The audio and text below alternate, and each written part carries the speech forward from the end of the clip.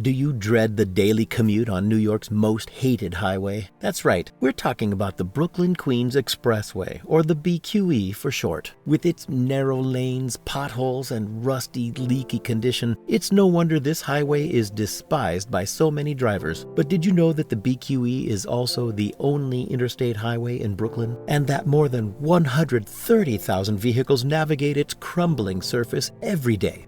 But here's the catch. If the BQE shuts down, there's no easy alternative. Hundreds of thousands of drivers would be forced to drive through narrow residential streets, creating a traffic nightmare in one of the world's biggest cities. So, how is New York racing to fix this vital artery? Join us as we explore the past, present, and future of the BQE and the city's plans to keep it from collapsing.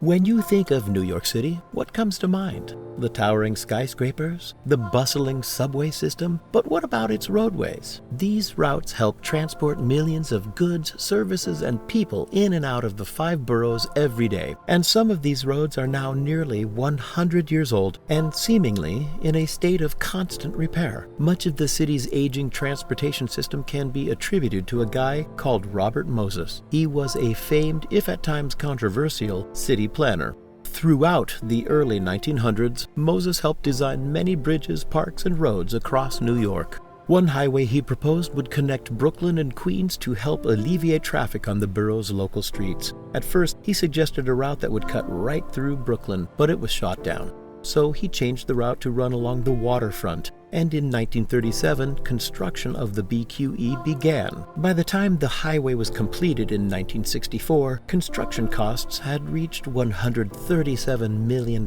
and for a time, it served its purpose, helping to ease congestion and move people and goods across the city.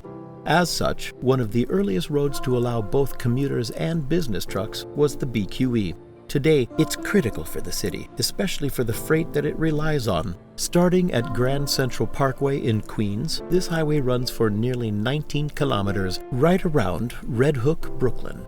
It is the primary trucking route that connects southern points of New Jersey up into the city to Brooklyn and Queens, even into lower Manhattan, and then can be extended to Long Island. There's no other trucking route, and about 10 to 15% of the traffic on BQE is freight at the moment. The BQE is not only essential for the movement of goods, but also for the daily commute of hundreds of thousands of New Yorkers. However, it's no secret that the highway is in terrible condition, with crumbling infrastructure, aging roadways, and frequent traffic jams. In fact, the BQE is considered one of the most congested highways in the country, with daily traffic causing headaches for commuters and truckers alike. The problem with the BQE is that it was not designed to accommodate the amount of traffic that it now carries. Over the years, the city has added more lanes and increased the weight limit for commercial vehicles, but the highway was not built to withstand the wear and tear that it experiences today. The result is that the BQE is falling apart, and the cost of repairing it is estimated to be in the billions of dollars. The most striking feature of the BQE is easily its triple cantilever, an 8-block, 3-level structure carved into a wall of land and made of concrete and steel. The 3 overhanging levels consist of 2 roadways and an overlook area known as the Brooklyn Promenade. But after years of wear and tear and illegally overweight trucks, much of the road is beginning to disintegrate. More specifically, the city-owned 2.4-kilometer section known as BQE Central is in the worst shape of it all, including the triple cantilever. The triple cantilever is an engineering marvel, but it's also a ticking time bomb. The road's surface has started to crumble, and the steel reinforcements are rusted. The fear of a potential collapse looms large, and it's not just the triple cantilever. The entire highway is in bad shape. Potholes, cracks, and loose debris pose a significant risk to drivers. The steel inside the concrete is corroding due to excessive road salt and water infiltration. Steelwork in the 1950s didn't have any protective coatings. Now, this is a big problem, and engineers are calling for immediate repair. Similarly, a report back in 2016 found that if nothing was done when due, the consequences could be catastrophic. The city would need to restrict all trucks on the road by 2026. That's just 3 years from now, folks. And if that happens, it would have a devastating impact on the local economy, not to mention the traffic congestion that would ensue. Meanwhile, for years, city planners and politicians have been racing to come up with a plan to fix the BQE. They've proposed everything from a temporary highway to a new tunnel, extensive waterproofing, and even demolishing the whole thing. But coming up with a plan that makes everyone happy in New York is next to impossible, and the years have rolled by with little progress. The only progress so far has been closing one lane of traffic and restricting some truck access. However, this is not enough, and it's certainly not a permanent solution. But then, in 2022, with a new mayor and federal infrastructure funding on the table, a new approach was announced. We need utmost urgency from the Department of Transportation to get the BQE fixed. My new accelerated plan is scheduled to begin in 2023, and it should be cheaper and faster than the previous ideas, said Mayor Adams. It focuses on the critical city-owned section between Atlantic Avenue and Sand Street.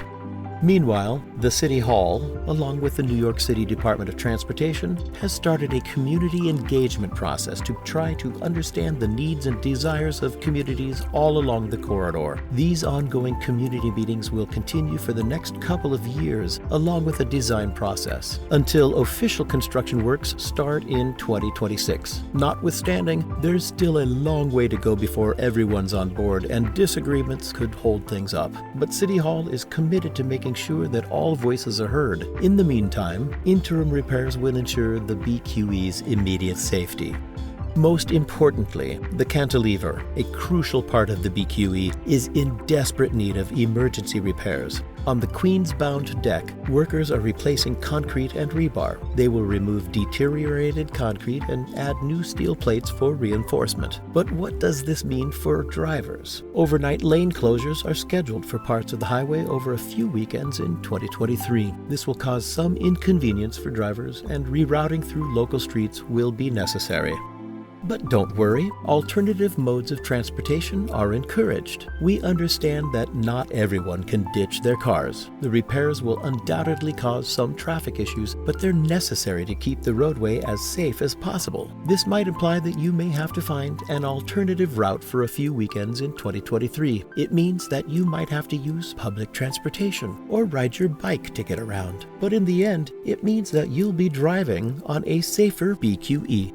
Similarly, one of the plans that have been proposed to repair the BQE is the Brooklyn-Queens Park Plan, or the BQP. The BQP would create tunnels and cover over the cantilever, which would provide a more direct connection between the promenade, parts of Brooklyn Heights, and Brooklyn Bridge Park. This plan has generated excitement among the community as it would connect the waterfront park to the surrounding areas and allow for more creative use of the acres of space that are currently occupied by highway ramps. It's not just about connecting the park to the surrounding areas, but also about the need for repairs.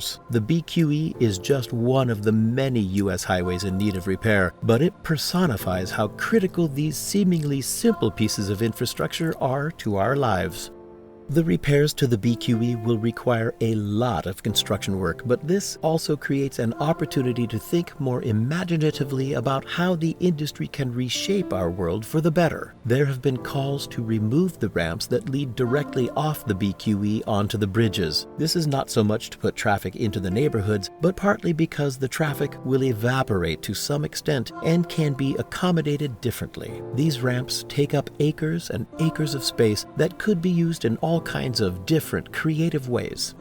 Meanwhile, the proposed expansion of the Brooklyn-Queens Expressway, BQE, to 3 lanes in each direction has raised concerns about the potential loss of green space in Brooklyn Bridge Park. This park, one of the most expensive urban parks ever built, has become a vital green space for the community, and the loss of it would be a significant blow. Although the Department of Transportation's plans are not entirely clear, there is a possibility that the expanded highway's footprint could damage the green space created by the park. The former traffic commissioner and former transportation commissioner have both voiced their concern about the park's future, urging officials to discourage driving by closing some ramps or limiting them to highway occupancy vehicles, or by charging to cross the East River bridges at the same rates as the tolled Hugh Carey Tunnel. So it's not just about connecting the park to the surrounding areas, but also about the need for repairs. The BQE is just one of the many U.S. highways in need of repair, but it exemplifies how critical these seemingly simple pieces of infrastructure are to our lives. The repairs to the BQE will require a lot of construction work, but this also creates an opportunity to think more imaginatively about how the industry can reshape our world for the better. It remains to be seen what the outcome of this proposal will be. If you enjoyed watching this video, don't forget to like, comment, and subscribe to our channel for more exciting content.